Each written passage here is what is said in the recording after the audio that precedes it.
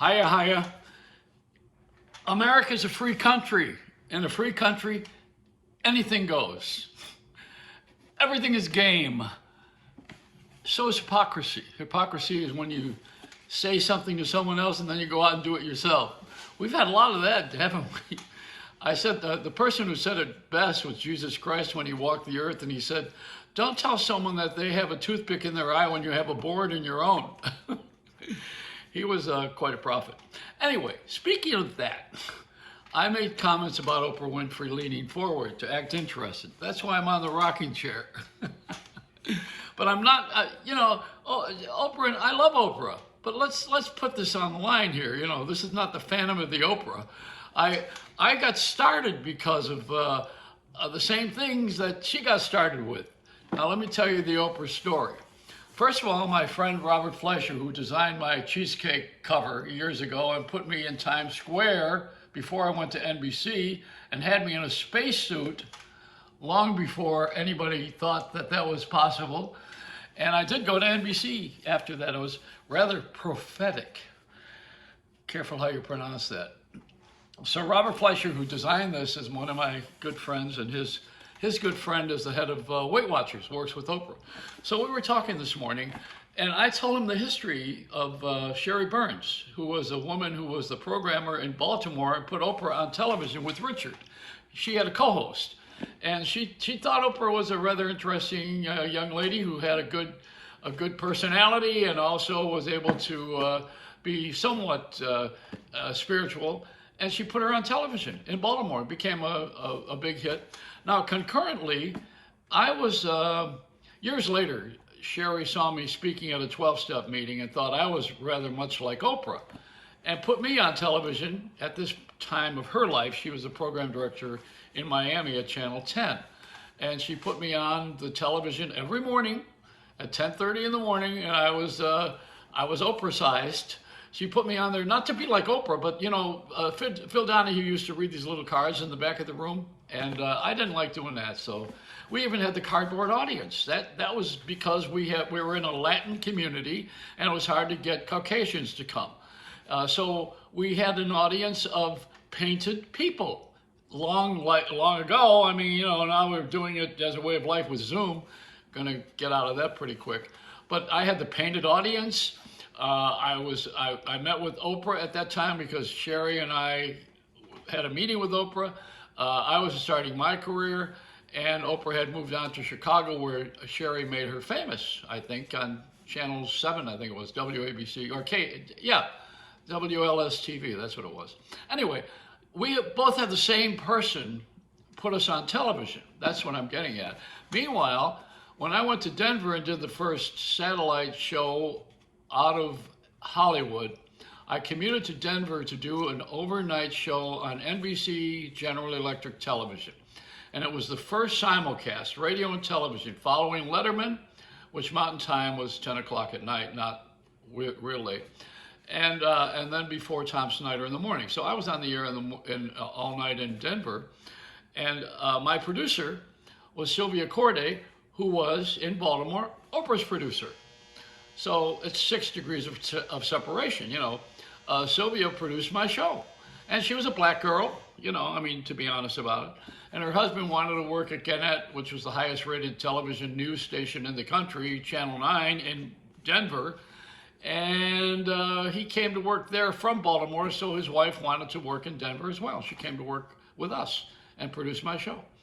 So I got I was a pedigree, And when I hear about Oprah, I was on Oprah's show as a guest also when I was the #1 disc jockey in the country, and they had me talk about radio in its days and how it was to be a shock jock. I was considered the first shock jock.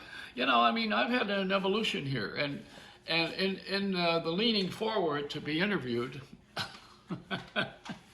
to look interested. I think right now you got to know that Oprah is an institution. She's established, and a lot of people. My sister's like, everybody likes her, and just about. But she's taken a political position now, so that kind of separates you. When you pick a party, you lose half the crowd these days. But she also is pushing for black, and I would have said a long time ago this is a good thing because I marched in civil rights in the 60s. But I'll tell you something. I don't think it's doing the black community any good right now. I really don't. I think there's a lot of good being done anyway, but I believe even Stedman said to me directly, you can't push people, you have to pull them up. And that's Oprah's boyfriend telling me that. So, I mean, I really say these things because I believe that we got to be honest on television these days. We're not. And that's why we're protecting all of our little games, the politics and and our sacred lives, our secret lives in many cases, like the things that are going on sexually with a lot of people these days that's being uncovered. You can't touch anybody anymore. What was that record? Don't touch that. Can't touch that. You can't go near anyone anymore because everybody's got a lawyer or a reason or some protection of a fear. You just got to be very careful. It's different when you're in public life. You have to be dedicated. If you're a minister, a priest, a pope, you can't be screwing around. It's expected that you wouldn't do that because it's a moral issue. And so when we talk about morality, that's a whole different deal. The whole country is based on morality. This country is based on the Ten Commandments. Jewish, Christian, even the Muslims got to know that one. I mean, this is a Jewish and Christian country, essentially. The other people are allowed to practice, but when we say allowed, this is not established as a Buddhist empire. It was established as an English-speaking Christian country, and the Jews were certainly the brothers and sisters of the Christians, because the Christians came from Judaism. So now, the thing that happened here in our current society, you got Oprah on television talking about the king and the queen and anti-establishment, and she is an establishment, So now if I talk about her and I'm saying something about her, I'm doing the same thing that she's doing to the prince and the princess. She's taking down the establishment and interrogating them to get ratings, to make money, which is what we're doing.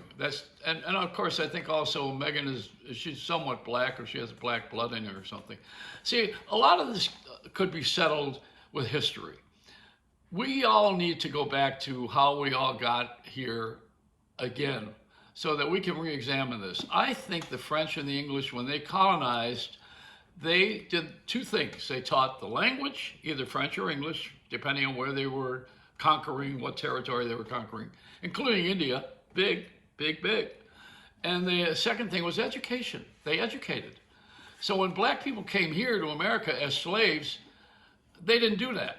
Plus, the black people who came here as slaves did not bring their culture. That's why when you go to any of the European cities like France or England or any of the colonies, their culture remains intact. Blacks were kept their culture. So the war is not so much about in those colonies about the color as it is about the religion. The religion was a very big factor. Many of the French colonies were Muslim. So there's a history here. We got to learn, and then when you know what went on and what we came from, then you know a little bit better how to handle what we're working with right now. We're working with educating, and we have to educate our fellow man. We have to teach not only the language, but I think most people know the language. They know how to text too.